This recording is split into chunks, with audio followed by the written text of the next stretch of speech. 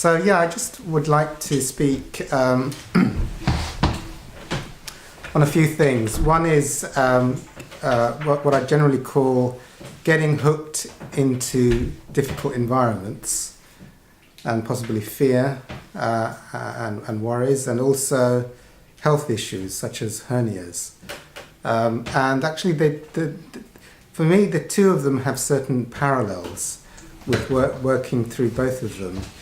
And one of the parallels is the feeling component, the feelings which are connected to having a health issue or being in a difficult environment where there seems to be a lot of what I call hooks or different types, you could say, different types of form that one can get identified with. Now, with anything, I mean, with one of my spiritual teachers, Dr. Hawkins, Dr. David R Hawkins, it's very much, and with the Course in Miracles, it says it's between fear and love. You know, love is the absolute, and then, but for me, but one could potentially categorize as different types of fear. There's shame, there's guilt, there's anger, there's fear, there's desire. Those are all coming out for me of modes of separation, experiencing of separation in the present moment. So that's the one component, the emotional component. So if one, for example, if one is studying or going into a new situation with studying and people, or if one is going into a new work situation with high responsibility, and it's bringing up feelings. Actually, one of the first things I would do is, my take on the ego is that there's two major components. One is that the suppressed feelings, like fear, guilt, shame, anger, grievances. And the other component are the belief systems, the thoughts. And for me, all thoughts that are held as a belief are limiting thoughts, because they do not allow the experiencing of that which is eternal, or the limitless, or the formless. So, but first, for me, it's like, if you're holding on to too much emotions, that's the one where, in my experience, you can make the most progress with very quickly. So if you're about to go into a situation, or you've been in a situation, and there's a lot of feelings that are coming up, or there's just generalized feelings, it could be fear, anxiety, or terror, or panic, or it could be shame, or whatever it is to just spend time. It could be spending a few minutes doing a process which I call feel the feelings. And the thing with the ego is that for me, the purest way to experience feelings is to allow the feeling to be, and to not engage in thoughts. What does that mean? Because when a thought is identified with, it's a label. It goes into form.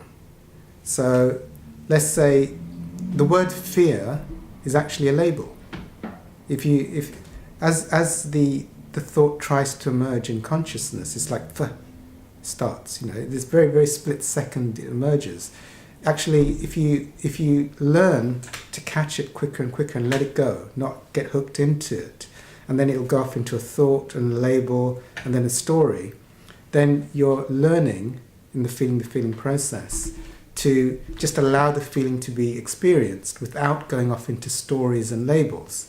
And my view is that if you indulge a label in the energy field of fear, it's not useful. It can attract things which are not good. If you're holding a huge amount of fear and you're thinking, I might get sacked or something bad may happen, it's not conducive. For me, actually, in truth, nothing bad can happen, but in the illusion, bad things can seemingly happen. If one experiences oneself, one's true nature as eternal love, light and love beyond all form, well, that's in the absolute level of the absolute truth. But in the level of having a physical body and thinking, in the illusion, things may happen. So, and the fear tends to pull those in. So one of the things I would do is spend some time, if there's a lot of emotion, just spending maybe 10, 20 minutes before or after or during, just sitting down and just allowing for, if it's fear, the fear comes up, and then there'll be all these thoughts which will try and start to emerge and distract you from just allowing the fear. For me, allowing the fear, if you could, but this requires a lot of practice, not to get engaged in the thoughts, because you catch them quicker and quicker with each time you do it. You catch yourself in thought and you let go and just allow the feeling to be present.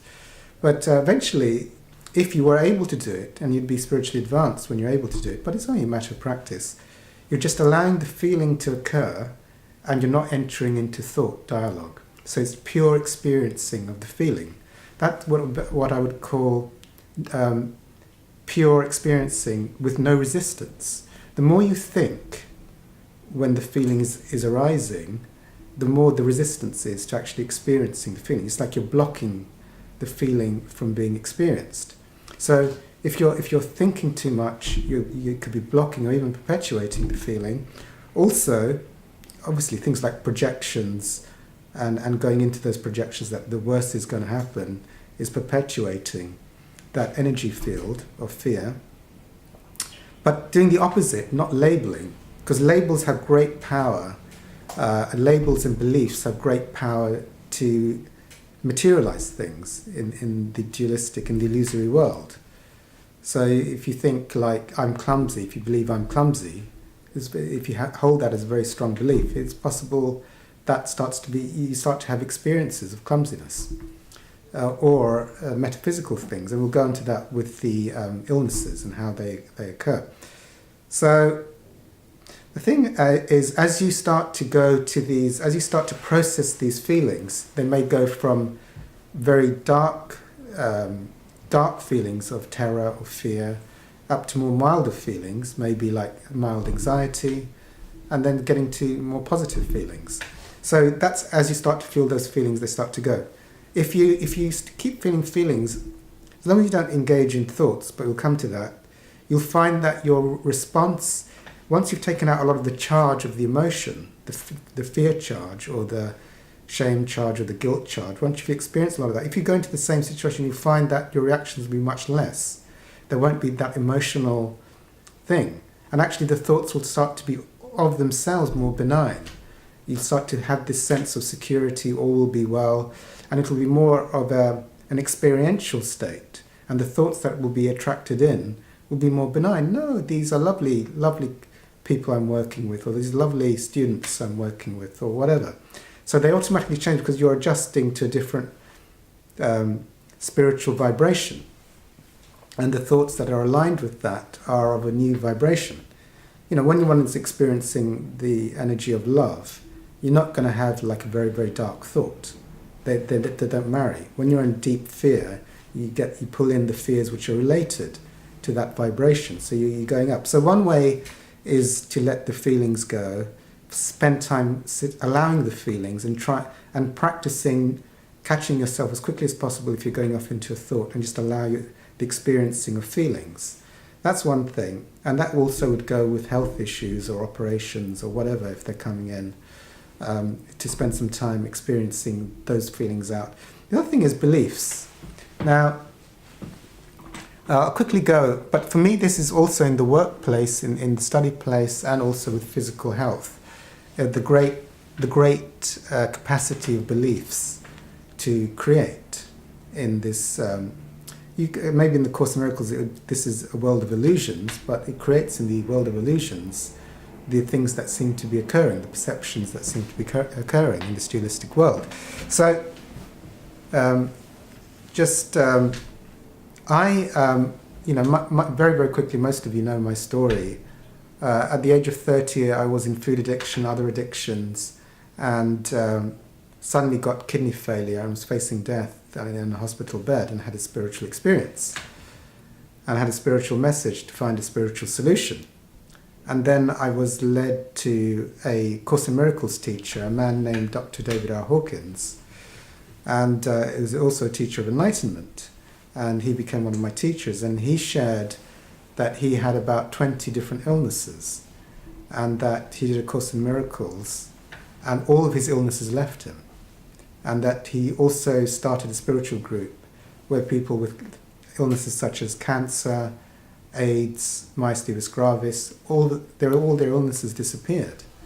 And he explained, what he did and how he applied the course and his variants on using the course. Because if you hold a belief, it can materialize in this world, even on the physical level, which sounds, because it's probably more in our culture that, yes, if I'm holding a belief that bad things are going to happen because spirituality is so popular, that I can attract a relationship or a work situation which mirrors my vibration and my beliefs. That's quite common.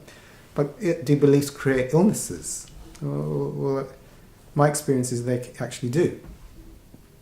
But just carrying on the, I know someone is suffering with fear or trouble with hernia. And, I had, doing the course lessons, he recommended very, very strongly doing the course lessons, one a day. And, my gout left me within about 3 years, and my asthma, I think, left me in around 3 years. I had a transplant for my kidney failure, and I was off a machine. I thought this was miraculous, just using some of the applied course lessons. I had 13 medication after my transplant. And within 3 years, I was down to 1 medication, and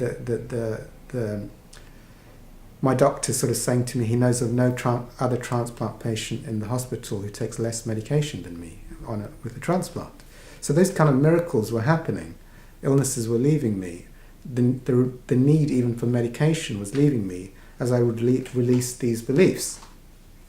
So the enormous power that, whether it be a physical illness, okay, what about, really difficult physical illnesses? Is it a belief system that's creating that? And here's the thing, like he had about 20 different illnesses leaving, but the most, miraculous, I knew he was telling the truth, everything he said, because I had a spiritual experience with him, but he said, and you'll hear this eventually, or you may have heard of it. He had, when he went up in an airplane, Dr. Hawkins, he'd have a pain in his ear. And then, and he actually had an x-ray done, and there was a bone in his skull that was in the wrong direction. And he was doing this thing, which I'll be sharing later, and we do in the group, the cancelling of beliefs. The cancelling of beliefs is modelled on lesson 14 of A Course in Miracles. God did not create cancer, and so it is not real. Or you could use his version, I cancel my belief in cancer, I'm an infinite being subject only to what I hold in mind. But they're essentially the same thing. It's not created by God, it's not real, it does not exist. And so I did that he did that on the ear thing. And then he had an x-ray done. And he stopped having these pains when he was going up in the air, and then he had an x-ray done, and the bones had actually moved on the x-ray. And I thought, well, I can understand cancer's leaving you and kidney and all of these things clearing up, but can a belief actually shift your bones around in your skull? Is that, and so that really sort of broken. Everything must be possible then, even if you had, it's just a matter of belief of what can be cleared up. So hence the thing of feeling the feelings. But if you're holding on to negative feelings, they tend to entrench illnesses or negative work situations or the type of relationships you're attracted to, and until they're transcended through feeling the feelings and releasing the belief systems that are underpinning that situation. Or you could say the thoughts, and each belief has certain identifications with the world of form, which allow you still to be hooked in when these things occur. When they're rendered meaningless, or they have no value, or they're not, they have no association or attachment, actually these things do not even register. They don't exist, because they require meaning or interest or identification or a belief to even exist within consciousness. So once they're gone, you see, they don't exist. Is that true? And I've shared it many times. If anyone's here, I'll share this. If anyone's holding on to things like fear or irritation or worries or situations or health challenges, it's like if it had no meaning and there was no identification, there was no hooking into it, it would not exist for you in this moment. It would disappear. And if there was no belief, then actually it would be gone, because only a belief system can bring back a thing and manifest it in awareness. If it's just for example, all meaningless thoughts, anything in the world of form which is meaningless will not be identified with or hooked in and does not exist. So what are the things in the realm of form? So let's say, if we're talking about like the classroom setting, it would be students. If students are totally like meaningless, this is an example, generally speaking, unless you're a mug addict, of a meaningless neutral object. It has no meaning. People don't really register it. Like, people don't go out of this room and remember the yellow mug. They might do today because I talked about it. But it's like a table or a pen. It's like nobody sees it. It's not remembered. It's just like not there to all intents and purposes. It's totally meaningless. It has no association within the ego. But actually that happens for all types of form when there's no association, no meaning, no identification. And the funny thing is, often when they drop, the things that are manifesting from them also drop as well, afterwards. So, if a class of students, you transcend, whatever you go on, whether it's a class situation, a work situation, or a health situation, my experience is usually, it's not guaranteed, but what's guaranteed is full release from the situation. And my experience is that 99% of the time, the situation on the material world also resolves itself. But it doesn't matter, because there's peace on the inside. But 99% it goes in my favour on the outside, like illnesses just suddenly magically reinstate themselves. Relationships become better, or leave, or work alignment becomes better. So all of these things get better as the beliefs and the fear that manifest these things are released. So like I said with the mug, no one notices it, but the only things you notice in your life today are the things which have meaning, identification, or are being hooked into. Because if there was zero, they wouldn't be even registered, they'd be gone. You wouldn't even have to do any spiritual work on them. And actually, usually if there's negative things that are materializing, they're only coming because there's belief and fear. That's the only reason they exist for you, and the projection. So, I'll go first with the hernia thing. Like I've had, by the grace of God, so many illnesses leave me. The miraculous happen, and that's by grace. But the thing is, while you believe a thing, it's like, you have fear and you have belief. It will still be there, usually, in my view. It sort of underpins it, and it's great. I'm a great believer in taking medical treatment and taking all the remedies. In the Course in Miracles, they call them magic. Course in Miracles called them magic. But, there's no, I don't know. If magic works, great. Until the miracle happens, use magic. But actually, the Course sort of poo-poos them as being parts of the illusion. They work because you believe in them. Like like we said before, if you believe a drug is 99.9% going to work for you, and the doctor in the white coat says it's going to work for you, then probably is going to have that kind of rate. But actually, if you gave them a sugar pill, it equally could have that rate as well. So it's not the science is not the thing; it's the belief around it, and we can go in. There's the collective beliefs and how we all tune into the collective beliefs. But so I would, if it's like a hernia, I would do something. God did not create hernia, so it's not real. I cancel my belief in hernias. I'm an infinite being subject only to what I hold in mind. We'll be doing that later on in the group exercises. And also spend time feeling any feelings of fear or stress or anything related to that, feeling those out. There is, I'll quickly bang it in there, the observer technique, which I'll go on later on, which is one way to let go of identification with thoughts, images, feelings, form, associations, anything within the realm of form, is to ask ask the question which is not asked, it's not asked in a mental way, but something is observing all form, and it's here right now, which is not attached to form. So depending on what type of form you're experiencing, if you're experiencing a thought, a pain, a sensation, a projection, something is observing that, which is not that. So if one was experiencing oneself to be a mug, it's only because of huge identification and interest that it becomes you. But actually something, because it's experience, something is observing that experience, which is not the thing.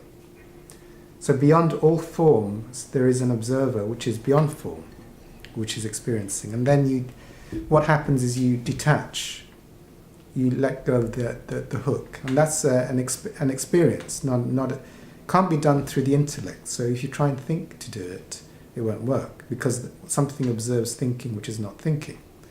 So that's already on another level, beyond thinking. Something observes all feelings which pass, but is not of feelings passing, and that's beyond all the passing feelings. Something observes time passing by, but that's beyond time. So that's beyond time. So that's an experience, Also location. If something is aware of location in this room, something is observing or aware of different locations, and that is beyond location. So those are not mental exercises, but those are spiritual experiences. As you see, something's here beyond the realm of that which can pass and change, which is non-passing and unchanging. So those are some of the things. So like when I was letting go of my illnesses, I would be constantly. I did the Course in Miracles. The thing with the Course in Miracles, which is one of the greatest gifts it gave me, is it taught me spiritual discipline.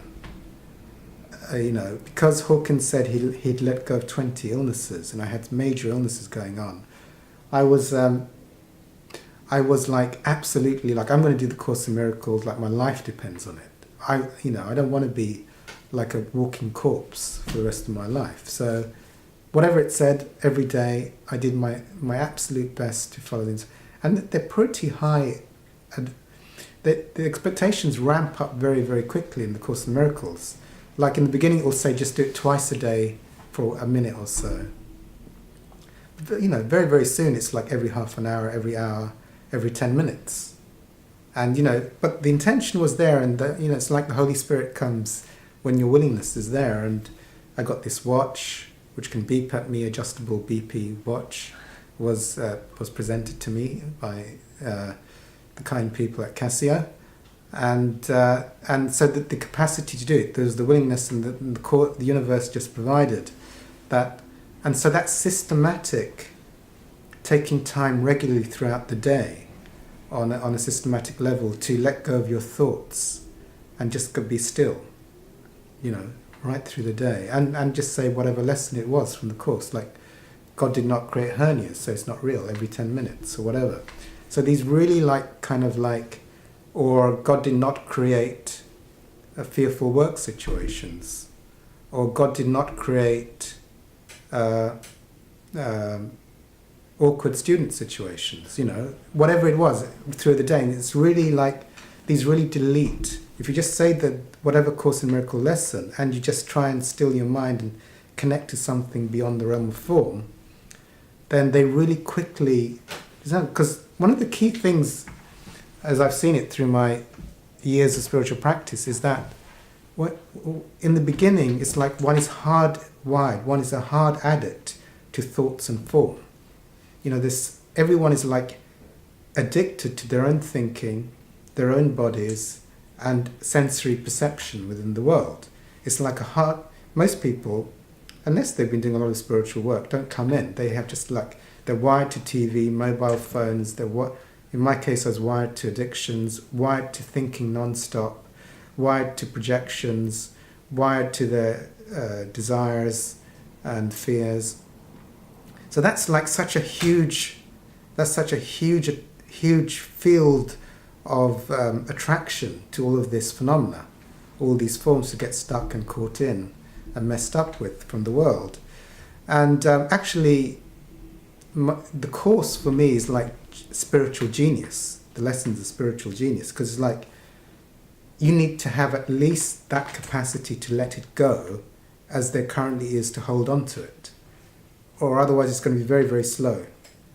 You know, it's like you're being imprinted by the world, all these beliefs, all these ideas, all this phenomena, and all your thoughts. There's a huge addiction to thinking as well, which stops one from being in the eternal now. It's like there's just constant, like, it's like a hard wire to pick up the next thought and be in the future or the past and to try and think things out. And then huge wiring to the body and how it feels and all these projections. It's actually it's very, very strong.